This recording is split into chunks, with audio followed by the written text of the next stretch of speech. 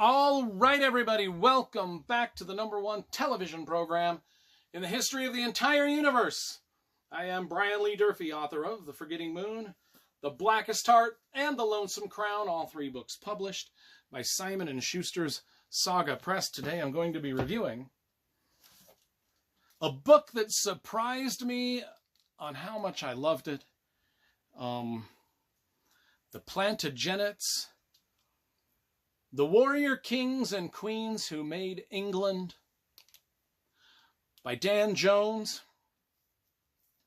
The Plantagenets were just a bunch of kings and queens who made England. I mean, it says it right there on the cover. Kind of right before the War of the Roses. These were the kind of the kings and queens that led up 300 years to the War of the Roses. And then I do know that Dan Jones wrote another book called The War of the Roses that's kind of a sequel to this one, which I can't wait to start reading also. So this is a nonfiction book. It's not a novel. Dan Jones has written some novels, and I think I reviewed one on the channel a few years ago. This book came out in, gosh, I think 2012 or something like that. Let me look and see. It does have a bunch of maps. You know, we'll show the maps of England and France and everywhere else the Plantagenets ruled and reigned. I mean, my God, there's like 7 pages of maps. 8 pages of maps. It just keeps going with the maps. And then there's a genealogy of the Plantagenet kings and queens and everything. Oh, and then more genealogy. I mean, it just never ends.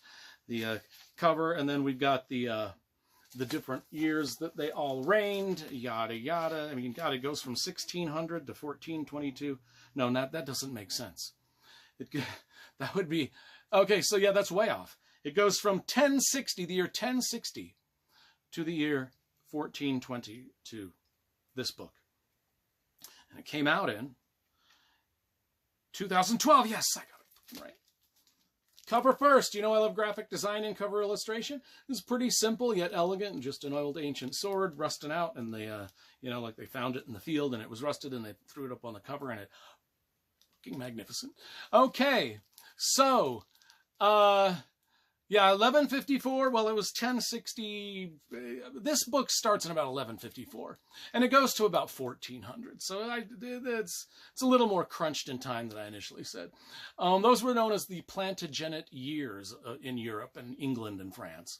A successful rule and conquest, largely interrupted, and the longest in medieval history. I mean, these people ruled for a while, this family, this Plantagenet family.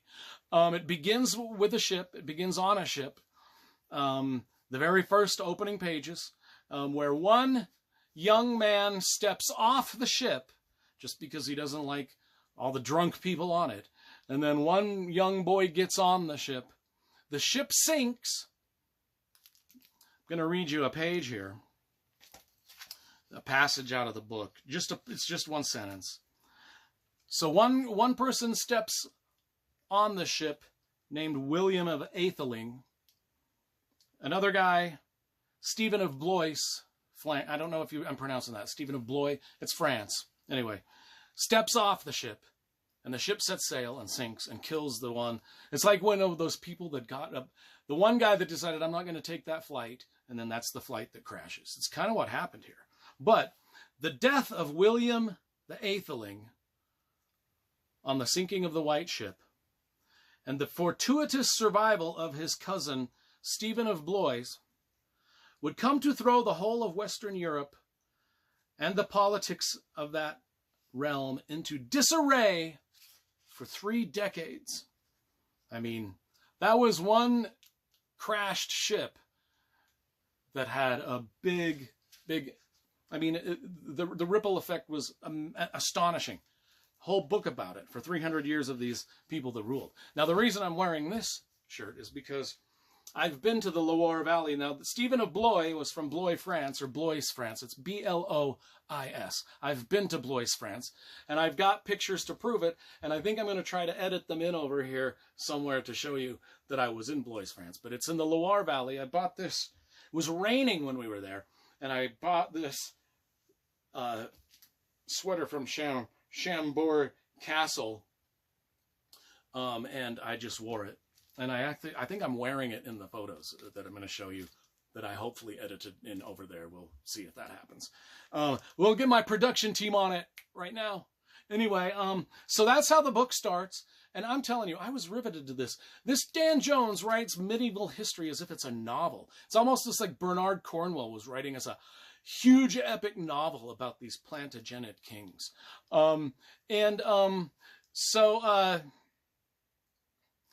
In fact, I've been to a lot of the French and English castles and Welsh castles, and all of this that are mentioned in this. It's interesting that every time they would mention one that I'd been to, I'd be like, wow, I've been to that one. In fact, there's a photo of one of them here that they got wrong. I mean, I swear to God. They're talking about the castle of Conwy in Wales, or Conwy, I don't know what it is pronounced like. And maybe I'm thinking of the wrong castle, but I've been to the Conwy Castle in Wales, and I don't think this is it. The picture that they showed, I don't think this is it, but I think this is Harlech Castle, but I could be wrong. I might be way off. Anyway, we'll pretend that they got the right one and I'm the wrong one, but I've been to both of them, and I've seen them both, and I think that they've mistakenly. Anyway, on page 18 of this book, let's see if I can get there. Plantagenet, what does it mean? That's what I was going to talk about. The Plantagenets, who are they? What does it mean? Where did the name come from? Well, that's easy. It's answered right here on page 18. On his wedding day, Geoffrey of Anjou was a tall, bumptious teenager with ginger hair, a seemingly inexhaustible energy, and a flair for showmanship. His fair-skinned good looks earned him the sobriquet La Belle. Tradition also has it that he liked to wear a sprig of yellow broom blossom, called a Plantagenista in Latin, in his hair, which earned him the nickname Geoffrey Plantagenet. That's where the Plantagenet name come from. And they were forever known as the Plantagenets. Now, the first Plantagenet king inherited a broken, blood-soaked realm that would eventually, by the end of the story, stretch from Scotland to Jerusalem, and then shrank back down as they lost it. The Plantagenets were full of, and this Dan Jones goes through every battle, every little bit of drama they have, every betrayal and escape and murder and assassination, and everything that, from Richard the Lionheart to Joan of Arc to all of the people that were involved in this, Robin Hood, everything, all of it's in here. The legends of King Arthur and how they worshipped those legends, and they tried to model their kingdom after those tales of Arthur. It's just a magical, magical story full of blood and guts and medieval torture and daring do and betrayal and drama and family drama and infidelities and bastard children. Holy, this was awesome. And who are some of these kings? I've already mentioned a few, but there's, the fiery Queen Matilda. We've got the kings and queens and people. Some of them are strong, some of them are weak, some of them are gray of moral character. We have William the Conqueror, Eleanor of Aquitaine, Eleanor of Aquitaine, actually the Queen of France and England. Oh my gosh, and just the people that descended from these. Richard the Lionheart, Crusades into the Crusades into Jerusalem, and Lionheart's foe, Saladin. King John, I think that was King John's foe. I can't remember. It was either, I think it was either the Lionheart or King John. I think the Lionheart was the foe. I should have, made a note of that. But anyway, there was a lot of stuff going on. There's a picture of it. I can figure this out. They did a little drawing of it. The Richard the Lionheart jousting Saladin during the Third Crusade became a wildly popular symbol of Plantagenet family lore and English history during the 13th and 14th centuries. In fact, despite their mutual admiration, the two great warriors never met, even though they did all these little pictures of them together jousting and stuff. Anyway, that was kind of cool. There's a lot going on in here, and I don't want to mention a whole lot. There's the Magna Carta. That way it was written in the Plantagenet reign with their help and their.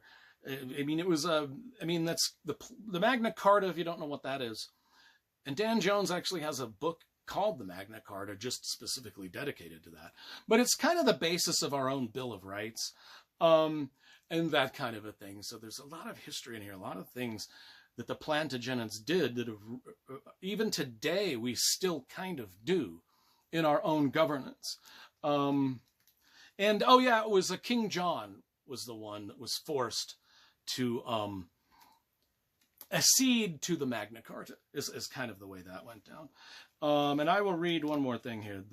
This is the era of chivalry and the Crusades, of Thomas Becket and the rise of powerful monastic orders, of the Black Death, the founding of Parliament, the Black Prince. God, there's so much stuff going on in this.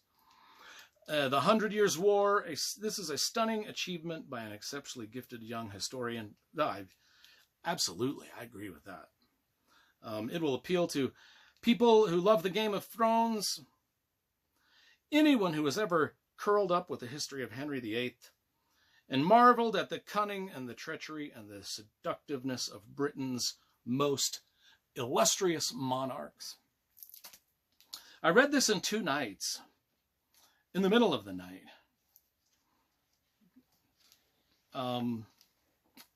Hesitate to say where, on 2 graveyard shifts I was doing at the prison. Anyway, I couldn't believe how fucking amazing it was. So amazing that I ended up ordering every single book that Dan Jones has written.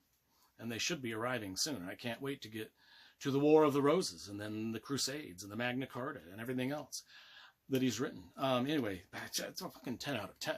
This book is seriously one of the most dope books I've ever read.